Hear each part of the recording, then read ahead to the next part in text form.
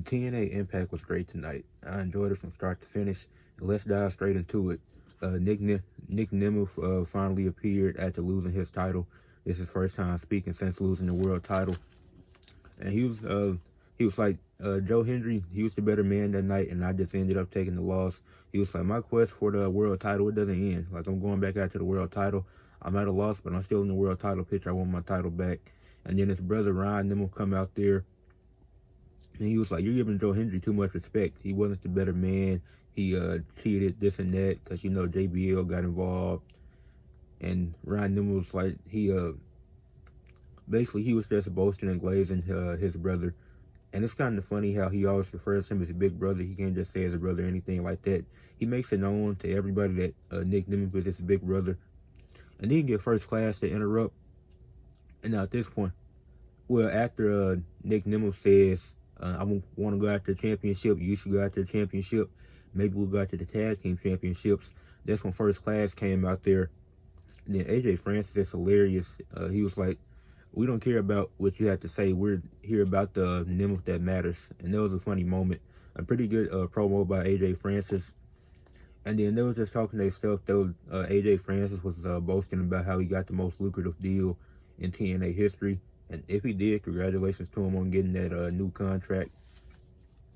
And yeah, so then Ryan Nemeth, he gets pretty upset, and he was like, if y'all are challenging us to a match, we accept. And then Nick Nemeth, he looking at him crazy, like, they didn't lay out a challenge to a match, at least not yet. And then he just gonna accept something that ain't been laid out yet. So then Santino come out there, it gets made official, and this becomes the main event of the night. This wasn't, they didn't promote this match or anything, it just happened organically. And it was a pretty good segment. I enjoyed it. It was a great way to start off the show. Then you had Ariana Grace backstage talking to Gia Miller. And then she was doing an interview. She's been on NXT and TNA. And then I'm loving the NXT and TNA partnership. I think it's going well so far. Then you had Tessa Blanchard interfering. She basically made Ariana Grace cry. Now I'd be interested seeing an Ariana Grace and Tessa Blanchard feud. I don't know what that'll really lead to, but it'd be interesting to see them go in the ring. And then Tessa Blanchard, she was like, she answers to nobody, and she sending a warning out to all the women backstage that this is her locker room, this is her division now, after beating Jordan Grace, who's probably headed to WWE this week at the Royal Rumble. And then the first match of the night, you had Cora Jade versus Hyann. This is just a filler match. It was just to get, they did this a progressive story with Zara Brookside and Masha Slamovich. Cora Jade, she got the win, and she got the win pretty easily, beat Hyann. Then after the match, she beat her down. Then Zara Brookside, she came out there to make the save. And earlier in the show, they showed a video segment backstage with Zara Brookside and Cora Jade, and them getting into it backstage, almost getting into a physical altercation. So then, when they meet in the ring, when Zara Brookside makes a save for a Hyann, she turns her back, not paying attention. So Cora Jade, she's able to come back in the ring and attack her. Then that's when Masha Slamovich comes out there to make the save. And then Cora Jade, she don't do nothing. She just backs up to the back, heads back to the locker room. She don't do nothing once Masha Slamovich comes out there. So it did a good job progressing the storyline, since we're probably going to get Cora Jade versus Masha Slamovich soon. You're able to get another one of your women on the roster. You probably do Cora Jade versus Zara Brookside soon. You can build that up as a little mini feud before she faces Masha Slamovich for the title. So I like the stuff that they did with the women's division. There's some other stuff we're going to get into later as well.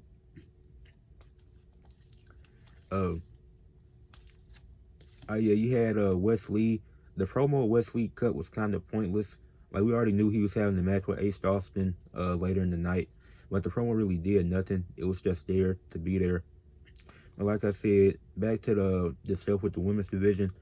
You had the Elegance brand. They were upset because they claimed that the legal member of the Spitfire didn't have a pin attempt on them in the tag team match for the tag titles, and they got this whole document written up that Santino got a view. And then Santino's like, next week it's going to be a battle royal, a Knockouts battle royal, to determine the number one contender for the Knockouts championship. Then that's when Spitfire, they came, and they was like, are we in the match too? And Santino was like, yes. So you're going to keep building up the rivalry with Spitfire and the Elegance brand, which has been a cool rivalry. It's been fun so far. The tag match they had at Genesis was pretty solid. So you keep building that up. They obviously all going to eliminate each other in the Battle Royal because it wouldn't make sense for any of them to win. And then Cora Jade is probably going to win this, which that'll be interesting. Or you go with even crazier route and have Zaya Brookside win it, and then you have Cora Jade get involved and you make it a triple threat match. I can see that route, but likely they're gonna have Cora Jade win it and just go straight up against Masha Slamovich. But you can intertwine two stories into one with Zaya Brookside feeling away. She wants to get the NXT title, but she also has animosity towards Cora Jade. Then Masha Slamovich, she don't mind defending the title. She's a fighting champion. So I can see that story working out well for a triple threat. But ultimately, I do see Cora Jade winning it. And if she doesn't, and if it's just TNA people on there, then I really have no clue who will win it. Maybe Tessa Blanchard wins it. But with her momentum right now, I don't know if they have her beat Masha Slamovich this soon. Because I could see Masha Slamovich holding it for a few more months to the April pay-per-view, Rebellion. That's going to be in Los Angeles, if I'm not mistaken. And then after this, you had Brian Myers versus Leon Slater. Brian Myers had a system. This was a really solid match. I enjoyed it. Now, the outside interference, I mean, I expected it. It's a heel team. It's 5 of them out there. So Leon Slater, he did a pretty good job avoiding the distractions. But ultimately, he ended up losing because of all the distractions and the outside interference. Then he had the dive over the turnbuckles by Leon Slater. Like, when he does that, that's a really cool move because there's not a lot of people that can pull that off. So that was a cool move. And then Brian Myers, he used this ring to get the advantage and ended up pinning Leon Slater. But he didn't look weak in this loss. I mean, it made the system look stronger. Like I said, Leon Slater, he looks pretty solid. Then you cut to a backstage segment, and and they've been building up the story with Frankie Kazarian and Leon Slater. Frankie wanted him to carry his trophy around that guarantees him a shot at the TNA World Championship. Leon Slater wasn't going for it, which led to their match at Genesis, and Frankie Kazarian got the win by cheating, and then Leon Slater just lost another match due to the system cheating. And then as Frankie Kazarian is talking to Leon Slater, the system, they come backstage, they disrespecting him too, saying all types of stuff like he should be our secretary, this and that. And that's when the Hardy Boys get involved. They come back there and they got Leon Slater back. So now you're going to have a little bit of help next week because it's going to be a triple threat match. Not a triple threat, it's going to be a 6-man tag team match between Leon Slater, the Hardy Boys, against the system. And what should be an interesting 6-man tag team match. It should be a fun one too. As we know, the system and the Hardy Boys, they already got past history. So it's going to be fun to see what they do with that next week. Then you had Mance Warner's Sami Callihan get into a brawl.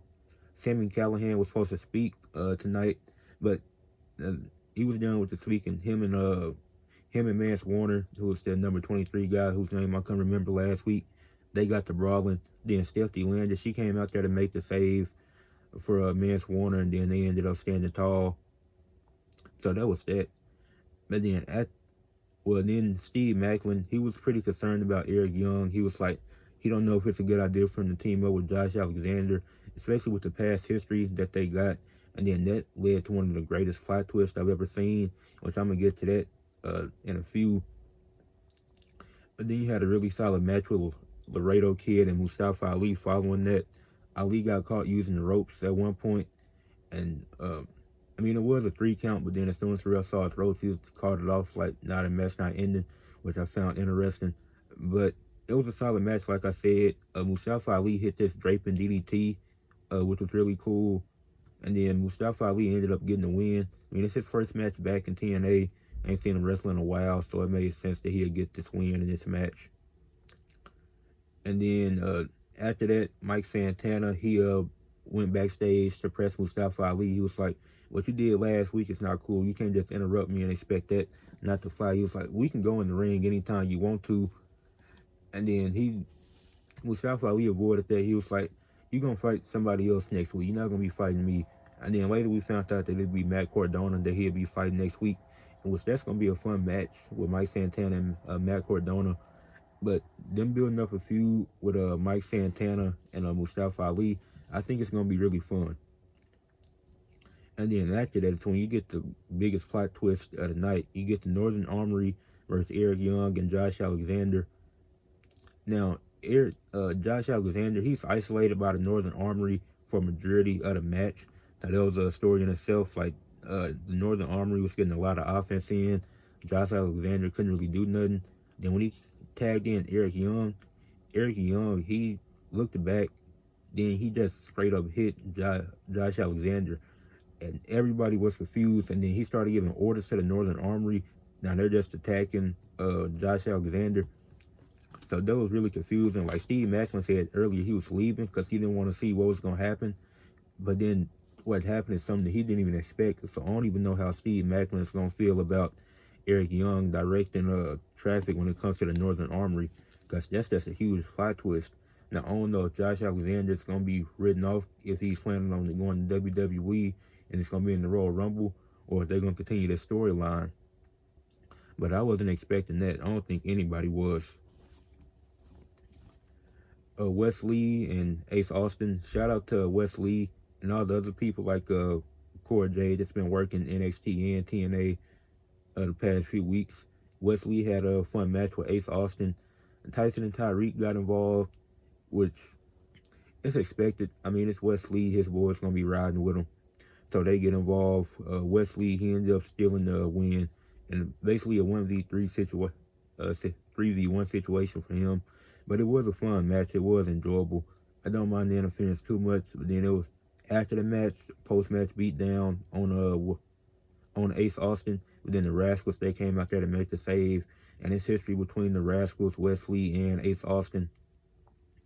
So it made sense that they came out there to make the save to even up the odds. And then Wes Lee and them, they backed up. They got out the ring.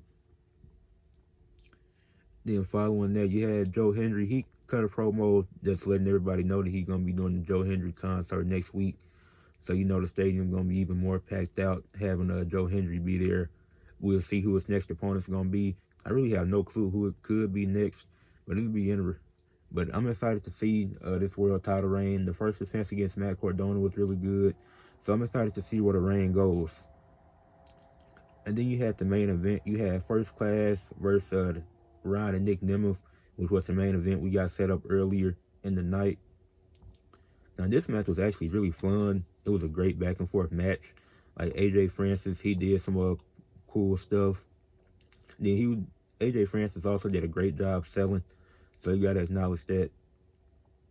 And like I said, it was a fun match. Ryan Nemeth, I had questions about him after that first TNA show with the tag match. But with the one-on-one match with Rhino and the tag match with Rhino and them. But I think Ryan Nemeth is actually better than what I first saw a few weeks ago.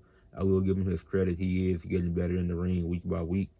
And then Ryan Nemeth actually stole the pin from Nick Nemeth. Like he hit Nick Nemeth hit his finisher, but Ryan Nemeth tagged in. Nick Nemeth hit his finisher, and he was quick to hop in the ring and take the pin.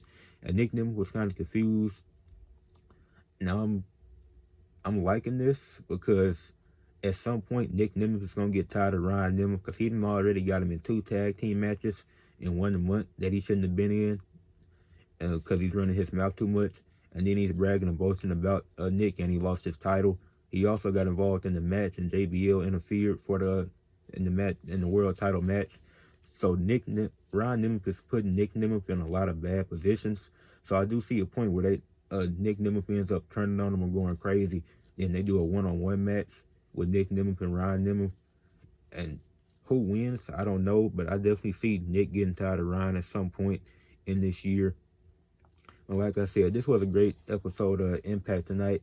I give it an 8 out of 10. This isn't their best show of the year. My only problem is that it just hasn't been consistent. Like the second week, I think they had a really great show. I gave it like a 9. This week I'm giving it an 8. I don't think last week was too great. TNA just got to improve on the consistency, and people definitely gonna recognize that TNA, they got a lot of dope talent there. So this, like I said, a great episode. Leave a like on the video, subscribe to the channel.